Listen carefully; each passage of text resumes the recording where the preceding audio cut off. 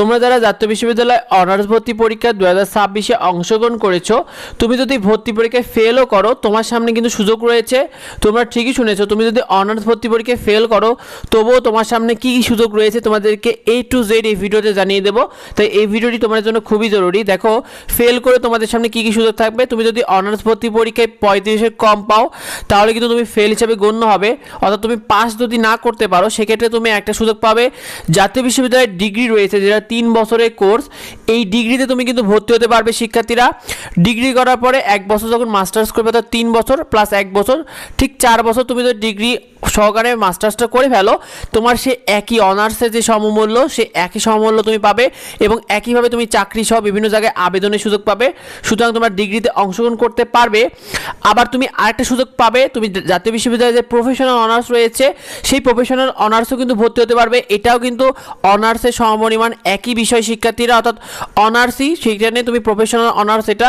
তো এখানেও তুমি একই মূল্য পাবে, যেটা অনার্সে কিন্তু যেখানে জাতীয় বিশ্ববিদ্যালয়ে অনার্সে ভর্তি হলে তুমি যে সুযোগটা পাবে, প্রফেশনাল অনার্সও তুমি একই রকম সুযোগ পাবে শিক্ষার্থী। তো এইটা তোমাদের, অর্থাৎ ডিগ্রি এবং প্রফেশনাল অনার্স দুইটাই কিন্তু তোমাদের রেজাল্টের ভিত্তিতে চান্স হবে। আলাদা করে সার্কুলার প্রকাশ হবে, সেগুলো প্রকাশ মাত্র আমরা তোমাদেরকে জানিয়ে দেবো। তো এটার জন্য তোমাদের কোনো ভর্তি পরীক্ষা দেওয়া লাগে না, শুধুমাত্র তোমাদের এসএসসি আর এইচএসসি রেজাল্টের উপর ভিত্তি করেই তোমাদের কিন্তু চান্স হয়ে যাবে।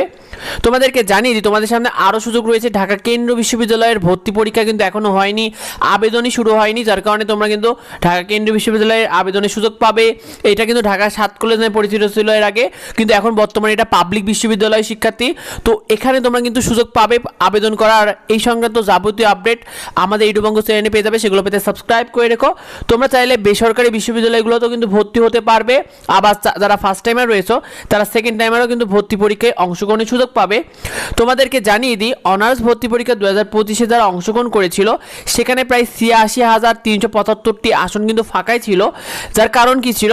কারণ ছিল হলো আসলে 35-এর কম পাওয়ায়, তারা তো জাতীয় বিশ্ববিদ্যালয়ে গত বছর ভর্তির সুযোগ নেয়নি, যার কারণে আসলে 86,000 সিট ফাঁকাই ছিল। সুতরাং মাথায় রেখো, 35-এর কম পেলে কিন্তু তারা অনার্সে ভর্তির সুযোগ দেবে না। তবে তোমরা ওই সুযোগগুলো পাবে, তোমরা এগুলো নিতে পারবে। তো আমাদের ইউটিউব চ্যানেলে তুমি নিয়মিত সেগুলো নিয়ে যাবতীয় আপডেটগুলো পেয়ে যাবে, সেগুলো পেতে সাবস্ক্রাইব করে রেখো। যদি জানার থেকে অবশ্যই ভিডিওতে কমেন্ট করো, তোমাদের যাবতীয় প্রশ্ন উত্তর দেওয়া হবে। দেখা হবে পরবর্তী ভিডিওতে, পরবর্তী আপডেটে। ধন্যবাদ সবাইকে।